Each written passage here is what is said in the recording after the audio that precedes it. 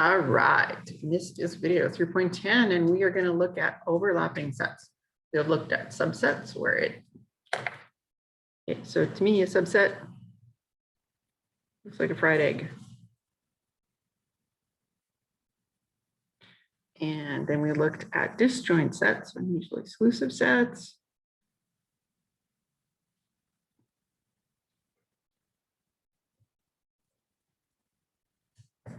So now we're going to look at a third option. Right, and that I already showed you that in at least one of the previous videos, where you get intersections.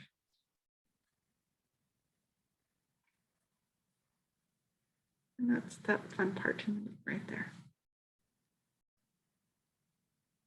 Okay, anyway, so disjoint sets have nothing in common. Subsets have everything in common.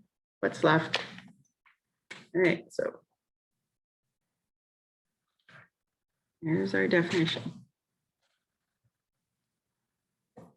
And we're going to do it in terms of set notation, and then we'll do Venn diagrams, and we'll do pictures and practice, and you're going to become so good at this. Okay, so here's our set notation. So we have, here's set A, T4, 6, 8, 10, and set B, 1, 2, 3, 4, 5, 6. And I hope you can see it. I made it really simple for you to see that some of the elements are in set A and B. Those are the ones that are bolded. Okay, that is the intersection or overlap. And the symbol for that, sorry, is an upside down U. I don't know what else to call it, but that's what it looks like to me. So we would say this as a intersection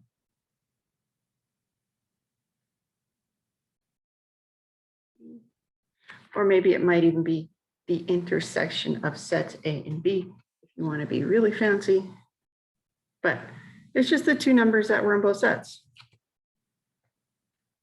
That's all there is to it. All right, let's take a look here. We got set C, we got set D, red, green, purple, pink, blue, white, pop, pig, purple, pink, red. All right, so what's in both? I see the word purple, and I see the word pink. Oh, I'll see the word red. I didn't realize it was there. Okay, so green's not over there, blue's not in the second set, white's not there. And pop isn't in the first one, and pig isn't in the first one. So that looks like we have our intersection. Now, set notation, don't forget our brackets. When in doubt, use the brackets. The only time you don't is when you're doing the how many, like the number of elements with a little n in front. Red, purple. And there we go. So that is the things that are common to set C and D. Another way, and we'll talk about this later, is just think of it in terms of word and, this one and the other one. That becomes important when we do probability. Now, if we look at it starting in D, intersection with C,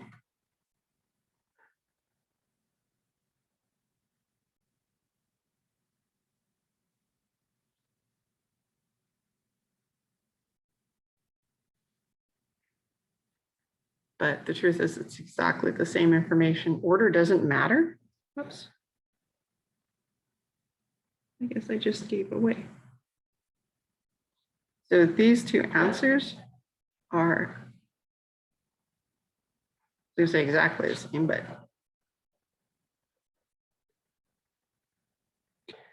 what I'm trying to say is the order that you put the elements in your brackets doesn't matter. So this and this are exactly the same. So when you're doing the intersection, it doesn't matter whether it's C intersection D or D intersection C. Think of it this way. If I tell you I am going to meet you, we're going to go for coffee, and I'm going to meet you on the corner of Albert and 13th. There's a nice little coffee shop there. That is exactly the same as telling you that we're going to the corner. Oh, sorry. Coffee shop on the corner of 13th and Albert. It's the same intersection, right? That's what intersection is. I don't know if that's where the name came from, but that's what I always think. It's like roads. Okay, so it's what, when the two roads cross, that's their intersection. That's what they have in common.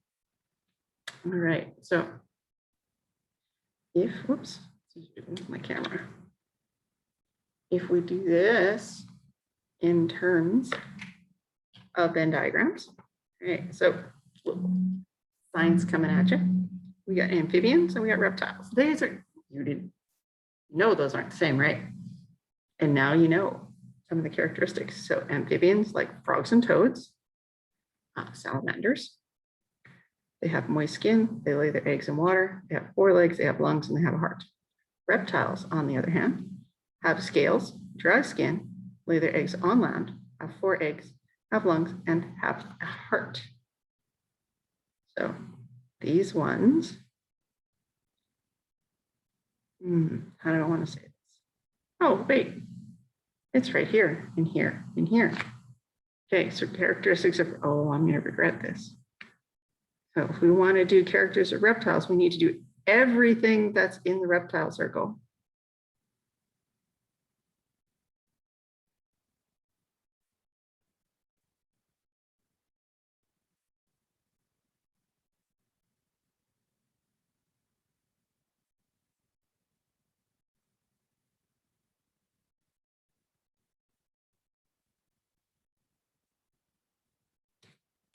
Everything.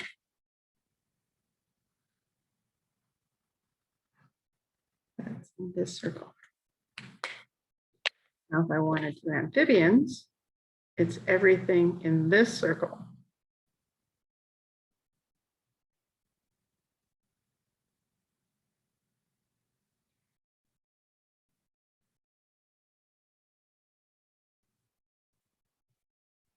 Thanks, water. And yeah, we got to include this stuff in the middle. So 4 legs, lungs, and heart. So what do so amphibians, fancy schmancy circle. Because I don't know where the rest of my highlighters are. So what do they both have? So that's the intersection. So 4 legs, lungs. In retrospect, I probably could have made this simpler if I just put numbers in there and we wouldn't have had to write some. But that's okay. So this area, amphibians only. This area is reptiles only. And these is both. There's our intersection. We'll talk about these sections in a bit. But biologically, reptiles are considered to be a little bit more advanced because this is kind of the big deal. They can, every organism evolutionarily that are tied back to water when they reproduce. So amphibians can't go that far from water because they have to go back to lay their eggs because their eggs are just like a jelly-like thing. And if they didn't lay them in either a really moist spot or in the water, they're going to die. Whereas reptiles were considered to be an advancement with what's called an amniote egg because they can lay their eggs on dry land. They are covered in a leathery shell, which allows them, they don't dehydrate. So the baby crocodiles or whatever can mature. Okay, getting a little too far into science for today. So we're going to stop that video. Have a spectacular day. And know that at some point in Biology 30, we will be talking about those amniote eggs.